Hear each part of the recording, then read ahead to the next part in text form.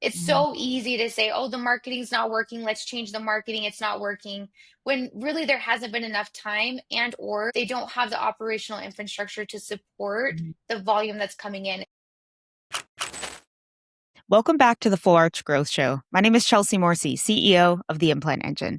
Today, I'm sitting down with Char Watson. Char is the founder of Watson Dental Consulting, 15 years in dentistry and one of the sharpest operations minds working in full arch practices right now.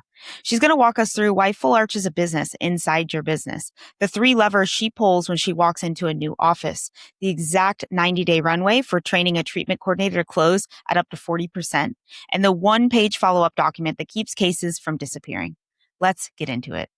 Shar, I'm dressed very casually today, and part of that is because I just feel very comfortable with you, and Good. I consider you a friend at this point, and I just am very excited for this conversation because from the moment that I first met you, I just thought she's different. She really has the ability to move through this world and really make people feel at ease, and you're so knowledgeable but also just so kind and approachable, and I really enjoy that about you. So I'm really looking forward to this conversation. I just want to start by you telling me a little bit about your background and how you arrived where you're at and kind of what you're up to. Yeah, sure. Well, gosh, I'm going to age myself, totally my friend. So I've been in dentistry for about 15 years. Nobody do the math, or else I'm going to be crying in my sleep tonight. But I've been in dentistry for about 15 years. I started literally from the ground up, started in a receptionist, moved my way up to office manager, then regional manager. And then about 5 years ago, that's when I transitioned over to full arch. It was kind of a luck of the draw, if you will. I actually started with this DSO on the coaching side, which was for GP offices. And then Mhm. this opportunity came up for me to come in onto their full arch DSO side. And I wasn't familiar with full arch at the time. And so I started with them as their startup manager, which just basically equates to me opening their new offices. So I Mhm. learned project management around that. I did the hiring, then I got into the training, and then I just slowly moved up into eventually just overseeing all of the regional managers for this full arch DSO. So really it was like an incredible experience just because I was able to see things from ground zero all the way up to these offices just completely blooming and being successful. Yeah, I love that. What is your biggest takeaway from that time of your life? Oh gosh. Well, that time of my life, I was also going through personal transitions as well. So this Mhm. was the period of time of becoming a single mom to three little girls and then moving into a new niche, within the industry that I had no like knowledge of at all. Mhm. So my biggest takeaway from that honestly was you got to believe in yourself. Like it was a big leap of faith on all fronts, and I was willing and wanting to learn it, but it meant that I had to commit time outside of the office hours for me to really understand this niche. But then Mhm. also, too, just learning a better balance for myself. How do I ground myself? How do I decompress from the day? How do I show up Mhm. 110% the next day? Those were my biggest takeaways from that time. Yeah, and you always show up with such a positive attitude. Is that a you thing, or is that have you had to work on that? I mean, what is this? You bring this energy that I think is just infectious. Have you always been like You're that? so sweet. Yes, I really have. I really have. It's just me. I mean, honestly, life is good and there's a lot to learn from it. And yes, we're gonna have stumbling blocks, but it's about learning and it's about getting better. So why not have a positive outlook on it? Yeah. So what do you do now? Talk to us a little bit about your consulting firm. Sure. So at Solo, it's just me right now. Basically, I come in, you can think of it as a partnership. Think of it as a fractional operations partner, whether you want to give it a title or not, that doesn't really matter. But I come into these practices and I come in at the ground level and I come in to help them support not just their success in full arch, but what does their operational infrastructure look like? What does our ecosystem need to be? Who's our team? Who do we need to have on our team? Who's our marketing company? Let me get involved with them. Who's our CPA or CFO? Let me get involved with them. And so really I come in as that right hand to these offices to really help support every angle of the full arch practice and not just focused on sales training or how do we close cases or what's the consultation flow. There's so much more than that. Mhm. So then these practices can really boom and excel. Yeah, there is so much to say about that, but why do you think that this is so needed for these dentists and for the full arch industry, for someone like you to come in and support in these ways? Good question. My honest answer, and I don't want to make anybody uncomfortable with the hard truth, but when you're building a full arch practice, and a lot of my clients, a lot of individuals looking into this, they're namely GP, right? Not all of them, but most of them. And so the name takeaway here is that when you're in a GP practice, you can't expect your processes and systems to support a full arch practice. So when you're building that full arch side, you kind of have to look at it like you have two different entities under one umbrella. You have to treat them that way. And so having someone that can look at the operations at a full scope and be able to be more of that partner, whether that means we're doing interviews, I'm looking for team members, I'm doing training, I'm meeting with marketing companies, we're getting stats and metrics and data. It doesn't matter exactly. It matters on everything and making sure that everything's working cohesively together. Because if the practices don't understand that the systems and processes have to operate differently to be successful, Mhm. then it ends up kind of crushing in on itself and you don't see success to the end. Now, I've always said that the full arch business is a business in their business. And is that what you're saying? And can you elaborate on that a little bit? Because I think it's a really important subject that you're touching on. Yeah, it is a business within a business. When you're building the full arch side, this means you have to dedicate so much more time to consultations, for example. When you're in a GP practice, sometimes those consultations can take up to 15 minutes, but it's pretty in and out. Here's your treatment plan. Here's what insurance is going to cover. Boom, you're in Yeah. and out. And the initial knee jerk reaction is, it's okay, we'll just use our team. It's okay, we'll just keep doing things how we've been doing them. And then the momentum just keeps getting stuck. And so the glass ceiling Mhm. feels like it's down here when it's all the way up here. It's just we don't have our foundation built. And so as soon as you can acknowledge that, and then we can start separating them out, meaning we're looking at what is our office manager doing? Who's our treatment coordinator? Can they support both sides? Do we have someone to take these leads and follow Mhm. through with them? And when we're being really honest with ourselves, there's a lot of opportunities there we have to build first, not Mhm. just immediately jump into marketing and hope for the best. Yeah, I see it all the time where offices try to make their current staff a full arch team.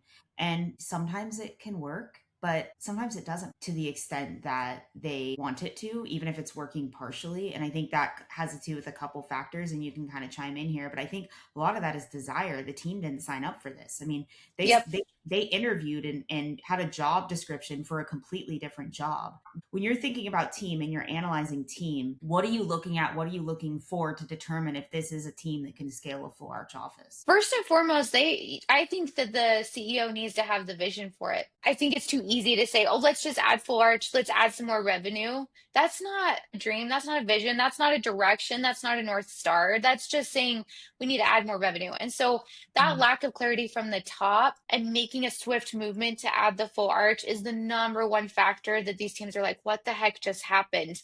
I didn't Mhm. sign up for this. I didn't know we were going this direction. Secondary to that, it's also having that honest conversation with yourself and saying, hey, do my team members have what it takes to do this? And if you don't have the experience in full arch, I will recommend something if that's okay. I have a full arch playbook. It's simple, but it's productive in the sense of like, what are we looking for? And it's a Mhm. really good tool just to analyze where you're at and what you need to do next. So, going back to the team, what I'm looking for with the office manager, what I'm looking for the TC, what I'm looking for that lead setter are all separate roles. What I Mhm. typically see though is that we'll have the office manager also be the TC. And Mhm. then now this office manager TC also has to do the full arch side and their bandwidth gets exasperated so fast. And when I come to them and I say, hey, Chels, do you enjoy doing treatment coordinating? And they're like, no, I really don't. I signed up to be an office manager. I want to take care of the team and the office and operations. Okay, great. Thank you for sharing that with me. We need to find someone else. Mhm. So when you're looking at this, you have to, like you said, you got to look at their innate skills. You can't want it more than they want it. But then we also need to look at the direction of where they're going to. I think that's also super valid. If we're building this flourish practice, if you take your office manager out of this role and put him completely into the TC role, what's going to happen with your operations? Right. So you got to look at it not just at the short term, but the long term of Mhm. where we're going. Let's just talk about GP offices that potentially want to get started with this, but on the position to hire a full new team to trial this out and see if this is something they want to do. What are some easy ways to kind of set that vision and temperature check your team to see if you feel as though you can roll this out even incrementally with your team? First, I'd look at the schedule. So if I'm going to commit to us having an hour on committed consultation for these patients. And I mean committed. I don't mean we have a TC that's in for 5 minutes, a dental assistant that's holding it for 20, the doctor comes Mhm. in for like that's too scrambly. So really look at the schedule and make sure, hey, if with the team I have right now, do I have the bandwidth and the capacity to do consultations? That's the very first place we've got to look. If we don't have that capacity and we're throwing them into the fourth or fifth column and we have full schedules, this won't work. You're going to end up with consultations that are 15 to 20 minutes long. We're not getting emotionally in depth with these patients. Therefore, we're not going to close cases and it quote unquote doesn't work. So, starting there, once you can identify where this can work a little bit better, maybe you have days like mornings that are a little bit slower. Maybe you have dedicated afternoons for ortho, something like that, where you have these patterns that you can pull out. Oh, we actually have some buckets of time if we just manipulate the schedule here, here, and here. That's where I'd start. I'd start right there. And I'd start at a very low marketing budget, just so then the team has time to acclimate to us doing Mhm. hour-long consultations without us drowning out the schedule. And then the team is panicking, and now we've lost all of this momentum. So, as a full arch consultant, you walk into an office that wants to be doing more full arch, typically a GP Mhm. office. What are the three levers you're going to pull right away? They're going to have the biggest impact on their success. Good question. So this is probably going to sound like a broken record, but I want to go back to the team. Team is number one. People are my number one out of my four core that I look at with any office. So number one, the team. Who do we have on the team? What are their roles and responsibilities? And subset of that, do they understand and have clarity on their roles and responsibilities?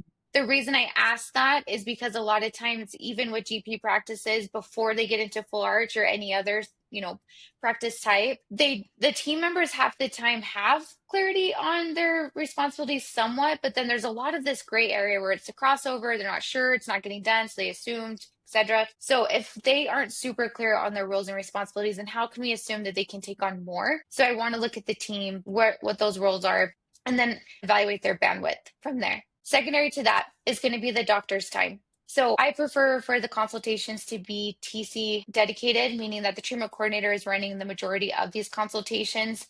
The doctors just need to come in for 5 to 10 minutes. There's other approaches to this, but nonetheless, we want to make sure that the doctor has the time and capacity to come into these consultations and be 100% present. If Mhm. we're if we're solid booked 3 columns deep, and then now we're adding the consultations over here to the far right, Mhm. typically, I see those doctors come into these consults and they're so scrambled.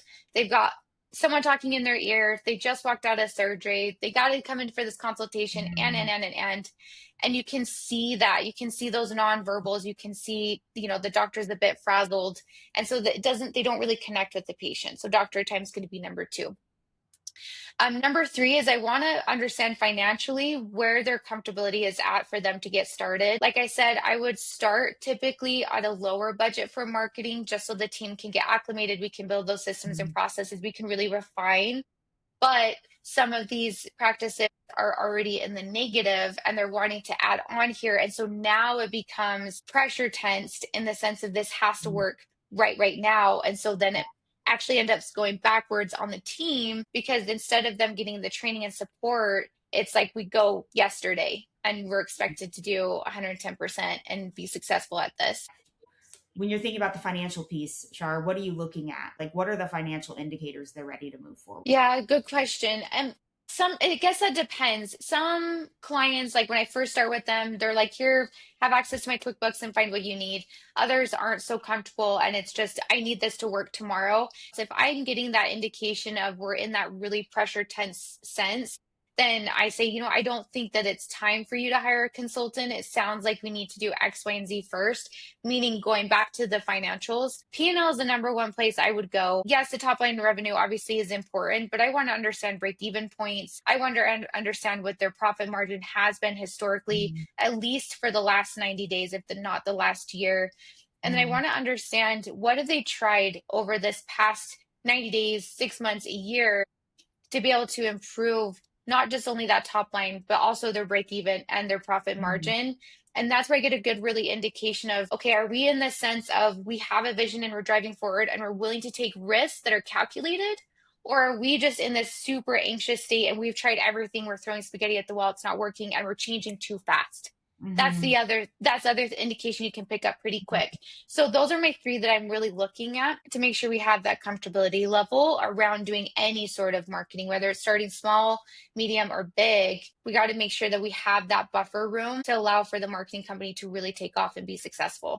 So let's talk about some mistakes that they make with marketing. What are the biggest mistakes you see offices making with marketing companies? My number one would be is not having enough of a connection with the marketing company, meaning they kind of set it and forget it. They hired this marketing company, they do the onboarding, and then there's nothing else to follow. They're not getting reports from the marketing company. They don't know what data points they're looking for. So not being involved into the marketing company is the number one mistake. It really needs to be fluid like a partnership. If there's something that the marketing company is seeing or there's something that you're seeing, you need to be able to have that communication with each other and say, Mhm. hey, what's not working? What do we need to do differently too? That's the other kind of side of the equation with the marketing company and these practices hiring this marketing company is we got to look at the operations. It's Mhm. so easy to say, oh, the marketing's not working. Let's change the marketing. It's not working.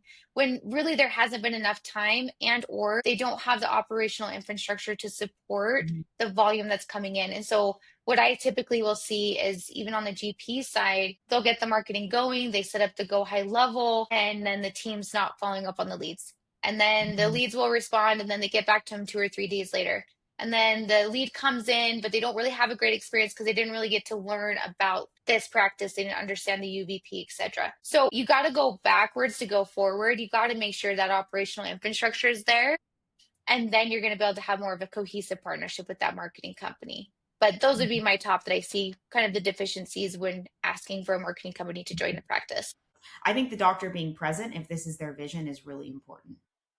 It is one of the determiners of whether a campaign is successful or not. We want the doctor to be present. We want to know how Yep. the consults are going. We want the doctor present with our sales coaching conversations with we want the doctor present because we want you to be successful.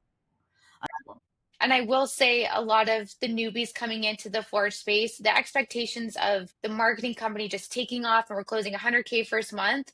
Oof, man, I mean, I would love that for everyone, but it's the reality behind it, right? If you don't have that connection time, they can't express what their expectations are of the marketing company, and the marketing Mhm. company doesn't have a chance to also express what those expectations can be. So Mhm. then it starts to dilute that partnership and then it dissolves eventually just because nobody was really clear on what to expect. Yeah, totally.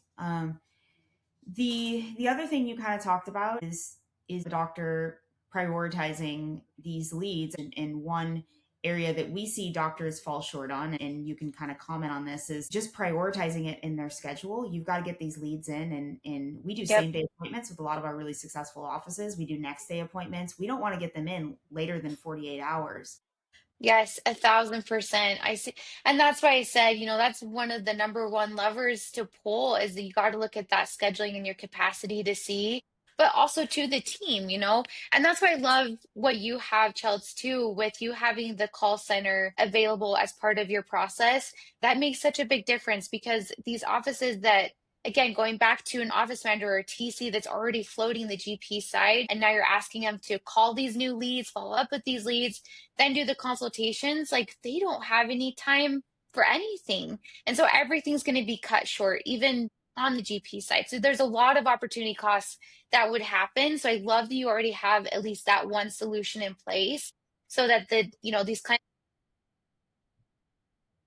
leads are going to be taken care of. And then we can work on the infrastructure on the operational side. What are questions doctors should be looking at when they're vetting a full arch agency or really any marketing agency? Number one, I'd be looking for how do I get data? I'd ask that. Are you sending me a report once a month? Is there a platform that I can get on that I can see where things are at in real time?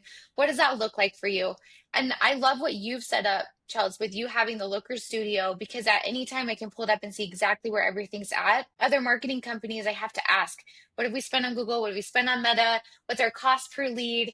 Just all of these metrics and numbers that matter so much in the success of this going out into the world. And so number one, I want to understand what is that marketing or excuse me, what is that reporting going to look like? And what is the frequency of that? So if they don't have anything set up where you can just go in and tap in and see what that data is at in real time, time, then the next is, okay, how often are we going to meet? And then I want to see too, and I don't ask this question, this is something I just quietly observe, but how well do they come prepared for those meetings? Are they coming prepared with an agenda? Do they have the metrics? Do they know what they're working on their side? Do they know what's happening at the practice side? And if they come and the meeting's just like, so what do you guys want to talk about? We're out, because there's no organization here, and that means to me that we've met a marketing company that's doing more of the set it and forget it, and Mhm. that can never be successful. So those two are the number ones that I look at: reporting and their organization. You've hired many treatment coordinators to come in and fill roles. What do the best ones have? What do the worst ones have? What lessons have you learned? Talk to me a little bit about that. Yeah, that's a good question. So I think notoriously I kind of shot myself in the foot with this one. So, take from my mistakes. When I first was working with this full arch DSO and we were hiring team members, I was only looking for team members that have been in the dental industry. And I'm Mhm. not saying that the individuals in the dental industry can't be successful in this role. That's not what I'm saying, but I was only looking at those team members. Yeah. So that was my Mhm. mistake, right? I wasn't opening up to who else is out there. And I wasn't really getting enough into the sales psychology at that time because this was new Mhm. for me. So number one thing that I look for is that level of sales psychology. Do they understand how to lean in to the uncomfortable space where these patients need just a little bit more hand holding. They need a little bit more of that empathy. Can you lean into that? Being able to front load objections. So getting ahead before the patient even vocalizes that they aren't willing to move forward with the smile design because they need to talk to their spouse. How do they get ahead of that? How do they help walk them through that? And so I found through trial and error, I started kind of opening up my scope and my belief. And I started looking for sales individuals outside of the industry that were still in this, high value treatment. Think like aesthetics. You can think like even like plastic surgery, even car sales, which isn't my super favorite, but I have seen success with those individuals as well. But looking for those outside of the industry that Mhm. have those natural innate skills and then coaching them into the dental, they have by far been my most successful TCs. Individuals who have been in the dental industry that want to grow into sales, they can, but I will say it is a bit harder because typically our individuals on the dental side are either heavily clinical or they're heavily operational. And so you're trying to build a skill set somewhere in between of sales, and that can be Mhm. really stinking hard. Even Yeah. on the lead call side, right? Like they have to have a level of sales in there. And Mhm. unless they can lean in and be able to walk through these uncomfortable conversations, they're not going to be able to be successful. So I would say, hands down, looking for individuals who can lean into the sales, they can lean into the sales psychology, they can front load objections, they're comfortable with big numbers. That's who Mhm. you need. Don't worry if they're not from the industry. Dentistry can be taught. But then also have an honest conversation with yourself too. If you have a team member and they've been in the TC role for a long time and you're like, yes, I want him to take over this full arch, like really be honest. What's our case acceptance rate at? Yeah. How has our trajectory been? Are we closing more and more every single month? Or we've been staying stagnant for the last 6 months to 12 months? If that's the case, and you don't really have someone that's in sales, you have someone that's more in operations. And so Yeah. they're probably not going to be the right team member to do the full arch consultations. How are you evaluating results from a new treatment coordinator? How long should training period be? What should your expectation be on their close rate initially over time? So we had a treatment coordinator. We ended up letting her go, and then we hired someone else. And she came from jewelry sales. Initially, again, you wouldn't think, oh, that doesn't necessarily transfer over, but it does. She leaned into that empathy. She leaned into the hard conversation. She was comfortable with the big numbers. I knew with her not having any sort of dental background, and what I set for myself and for the team members is plan on having about a 30-day runway of really training. So that means I'm coming up to the office, I'm doing the consultations with you. They're just observing, they're not doing them. I have them listen to consultations. I have them do, their own education at home. I give them tools and resources to learn what these procedures are, what these treatments are, so that they can get comfortable with and they don't sound robotic. So with any new TC, I would say you've got to give them at least that 30 days and plan on having someone there or having the resources there to make sure that they have support 110%. And it's not just kind of learn as you go and then fumble and then learn as you go and then fumble. Like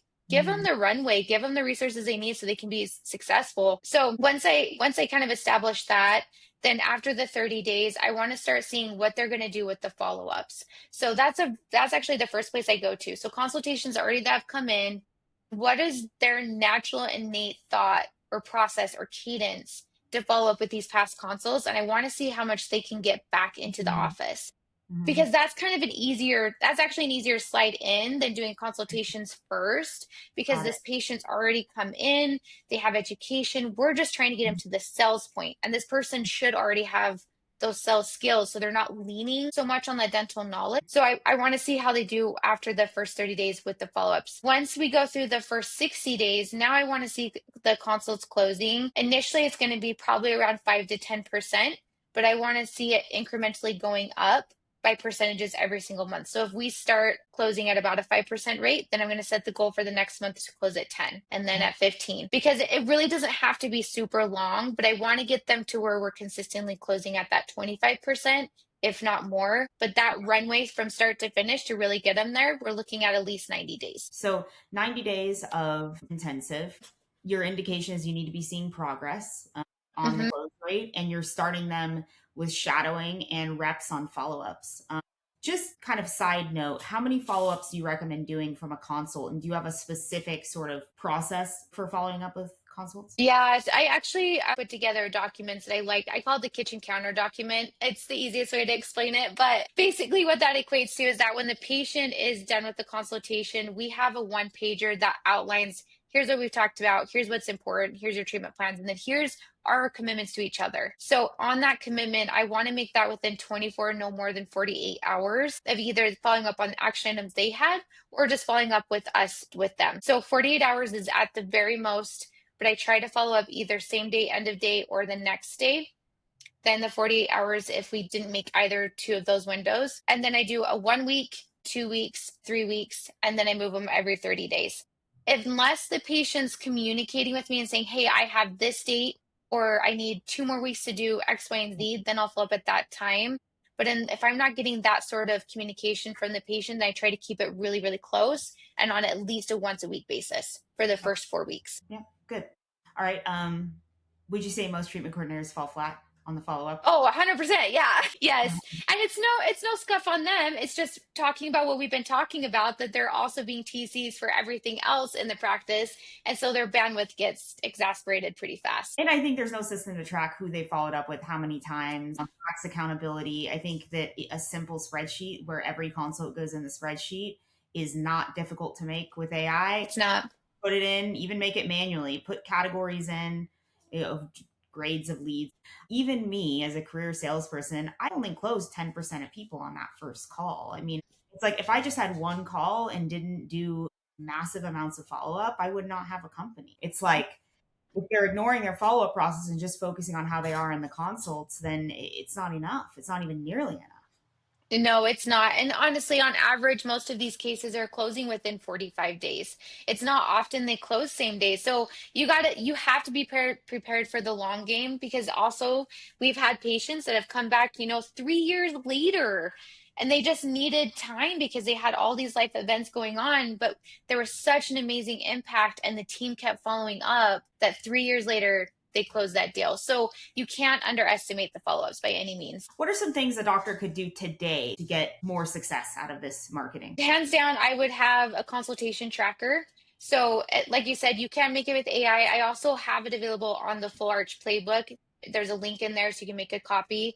But having a consultation tracker, we need to see in real time what's happening with these consultations, what's our follow up, and then it also gives more data for the marketing company. If you're tracking, here's the zip codes that we've had the most success with, here's how many patients we've been able to see this month and been able to close, it gives more data back to the marketing company. Also, it's going to allow you to have better organization for the follow-ups as well. Secondary to that, I like to put together a weekly KPI tracker. This just basically breaks down, here's what our goals are, and then I want to see what's our production, collections, number of arches closed, the percentage of finance applications we've submitted with those consults, etc., so that in real time the doctor has clarity on where the practice is at for the full arch side, and the TC has that accountability and ownership.